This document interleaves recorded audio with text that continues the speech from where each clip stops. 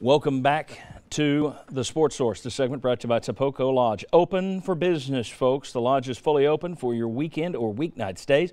Call and ask about their special weekday pricing. They got great rates throughout the week. And the Tapoco Tavern is serving lunch and dinner right by the Chiowa River. It's great to go there. The river release is coming up this weekend. If you haven't been there for a river release, you need to do that. Be a great place to hang out, have a brew, watch the game on the television, and sit by the river. Tapoco Lodge. All right. Remember, Lunardi and Palm are good at picking the field. Picking the seeds, we're all just guessing, and so are they, because the committee makes it different every year. Let's take a look at three possible scenarios. I created three different scenarios for these guys to look at. You tell me which is best. One seed in the West, like in Columbus the first rounds, Gardner-Webb, Washington, Minnesota is the second round game. If the seed's held, you'd go to Anaheim and could play Michigan, Florida State, winner, okay? One seed in the Midwest, Jacksonville is where you'd start. North Dakota State, Syracuse, Seton Hall, winner in the second round. Go to Kansas City, a little closer, a lot closer than Anaheim.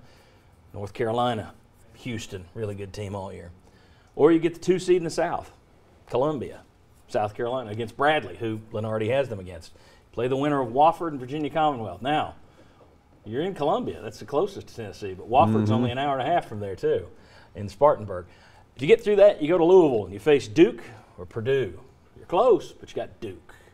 Which of these do you like? And I want Mark Pankratz to tell me what he likes about Duke, because unlike me, he thinks Duke's a better matchup than Virginia for Tennessee.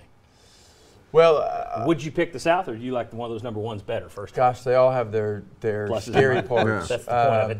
That's the exercise. Right. I would take the South. My hesitance is not Duke. My hesitance is more of Wofford. I think Wofford is a scary, good mid-major team that can make those type of runs. They're a 7 on our formula too. And, they match up well with Tennessee. They're a good basketball team. The reason I like Duke over, say, a Virginia, I'd rather play a Duke because, yes, they've got NBA talent all over the place. However, they struggle to shoot from three. They're not a mature team. They're young. They don't run a lot of stuff, and so you play a Virginia team in short preparation, a team that runs a lot of X's and O's. They're harder to prepare for. And then most non-Duke fans don't like Duke, and so in those NCAA environments, all the other fans start cheering for the underdog. And so I think that's a play in it as well. So I'd rather take a Duke. All right, let's go back to that graphic if we can. Mark Pankratz takes the 2 in the South. I don't know if we can get back to that or not.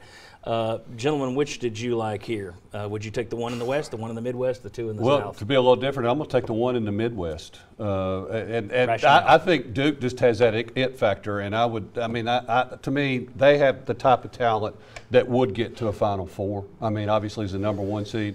But Tennessee being a number 1 seed, to say you have done that, and then if you got to that point, the winner of North Carolina and Houston to go to the Final Four, I like that better. Okay. I like the Midwest lineup better, but I like the idea of having more Tennessee fans there. I would pick number 1 in the Midwest by a fuzz because of what Chuck just said. I think Duke, apologies to Mark. Duke scares the hell out of me. Scares me. Syracuse scares me even more than Wofford because of that zone and that length. And then Houston, North Carolina, both tough opponents. And then being in the West, being far away, and then Florida State. But I like those matchups. What's the value of a number 1 seed for the program? For the program, nothing really. It's not a big run recruiting. makes more than if you bomb out in the second round, the 1 doesn't mean anything. Right. Yeah, it's not really a recruiting thing. The 1 does get better matchups. It should have better matchups.